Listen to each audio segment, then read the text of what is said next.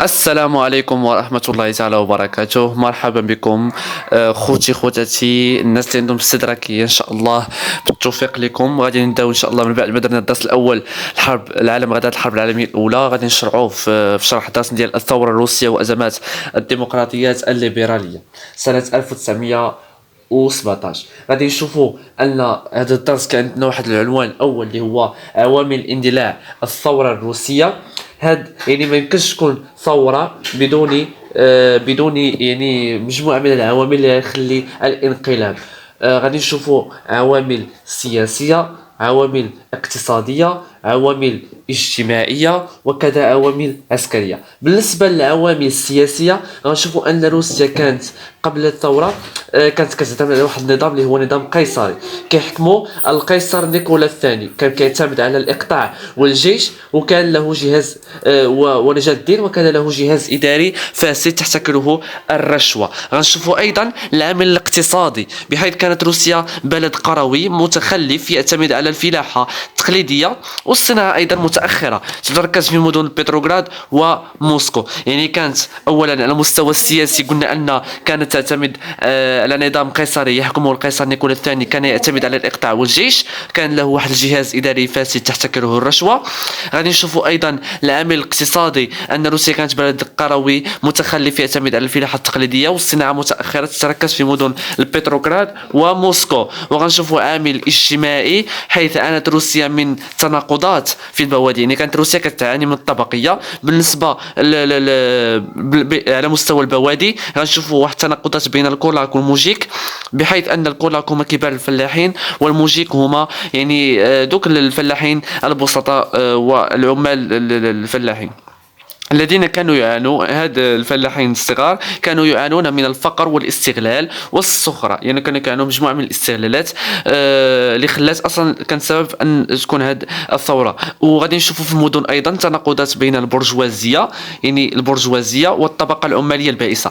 واخيرا غادي نشوفوا العامل العسكري والعامل الرئيسي في الثورة، في هذه الثورة اللي كانت في روسيا. غنشوفوا ان روسيا دخلت الحرب العالمية الاولى بدون استعداد، يعني ما كانش عندها واحد الاستعداد كافي على المستوى يعني العسكري، اللي خلى يكون ارتفاع ضحايا كبيره وارتفاع الاسعار المواد الاساسيه، اللي خلى مجموعه من المشاكل الاجتماعيه، انتشار المجاعه وتازم الوضع داخل روسيا. غنشوفوا ايضا المراحل، العنوان الثاني وهو مراحل الثوره الروسيه. بطبيعه الحال ان الثوره الروسيه ما جاتش في مرحله واحده، جاوا بمجموعه من المراحل اللي هما جوج. المرحله الاولى كانت في فبراير، والمرحله الثانيه كانت في اكتوبر، وجوجهم كانوا في 1917. غنبداو بالمرحله الاولى. بدات بمظاهرات شعبيه في العاصمه الروسيه موسكو بسبب ارتفاع اسعار المواد الاستهلاكيه وندرات المواد الغذائيه، وانضم اليها الجيش. انتهت هاد المرحله بتنازل القيصر نيكولا الثاني عن السلطه او عن الحكم، وتكونت لنا واحد الحكومه برجوازيه مؤقته، يعني كانت مؤقته، اللي هي حكومه برجوازيه. المرحله الثانيه كانت ثوره اكتوبر 1917. هذه الثوره هذه كانت موفاش لنا الحكومه البرجوازيه بعهود اللي عطاتها للشعب الروسي. ومن اكثر العهد الرئيسي هو كان يعني عدم الاستمرار في الحرب العالميه الاولى، بل استمرت الحرب العالميه الاولى، مما ادى الى يعني تنازل هذه الحكومه، وتكونت لنا واحد الحكومه بولشوفيه برعايه لينين. غادي نشوفوا ايضا العنوان الثالث وهو خطوات ارساء وترسيخ النظام الاشتراكي. يعني مرت مجموعه من يعني لينين قال لنا مجموعه من الخطوات، من بينهم الاولى الغاء الملكيه العقاريه الكبيره. غادي نشوف يعني مابقاش واحد الملكيه خاصه كبيره بالنسبه للشعب. ثانيا تاميم الابناك والصناعه، الانسحاب من الحرب العالميه الاولى، واللي كان واحد شرط اساسي للشعب. غنشوفوا منح القوميات، يعني عطاو واحد القوميات حق تقرير المصير ديالها. هذا الشيء، هاد القرارات كلهم اللي دارهم لينين، وهاد الخطوات كلهم باش يرسخ النظام الاشتراكي، ما عجبوش بعض الناس اللي هما الجيش الابيض. اللي كانت لنا واحد الحرب اهليه بين الجيش الابيض والجيش الاحمر، دامت ما بين 1918 و 1921. الجيش الابيض كان كيمثل كبار الملاكين والبرجوازيين وضباط الجيش القيصري، وكانوا يعني مدعومين من الدول الاوروبيه، خاصه الدول الراسماليه. علاش؟ لان الدول الراسماليه ما بغاش داك المد الشيوعي، ما بغاش الاشتراكيه. والجيش الاحمر اللي كان كيمثل البلاشفه. غادي نشوفوا ايضا العنوان الرابع، وهو سياسة ناب. هاد السياسة دارها لينين. يعني هنا غادي نشوف واحد جوج سياسات، سياسة ناب اللي كانت الأولى وسياسة التخطيط. بالنسبة لسياسة ناب كان دايرها لينين، والسياسة التخطيط دايرها ستالين. يعني ما تلفش بين هاد السياسات. أولا غنشوفوا سياسة ناب. هاد السياسة اقتصادية جديدة مفادها واحد خطوة للوراء من أجل خطوتين للأمام. شنو هو المعنى ديالها؟ أنه بغى يسمح شوية، ما جاش لقى أن الشعب ما استوعبش ديك المخططات ودوك الخطوات اللي دار ديال ترسيخ النظام الاشتراكي عن طريق الغاء الملكيه العقاريه الكبيره وتاميم الابناق والصناعه الى غير ذلك، ومنح القوميه تقرير مصير وغير ذلك من الخطوات.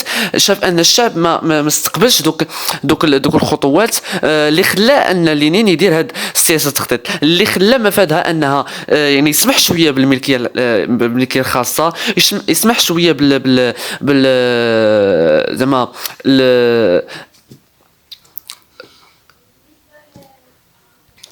ويسمح بالاستثمارات الأجنبية، كذا التراجع عن مصادرة فائض الإنتاج، مما ساهمت هذه السياسة في إنعاش الاقتصاد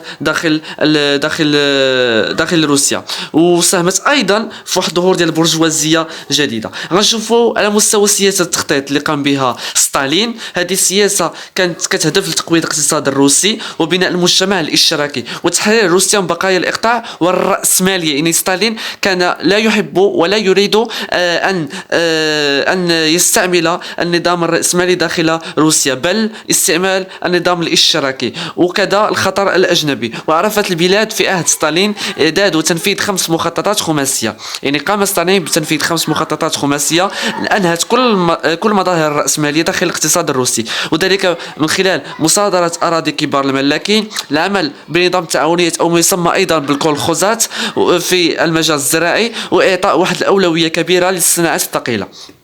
مكنات هاد السياسه اللي قام بها ستالين انها تحول الاتحاد السوفيتي الى قوه عظمى. غنشوفوا الشق الاخر من الدرس، وهو الشق الاخير، وهو ازمات الديمقراطيات الليبراليه.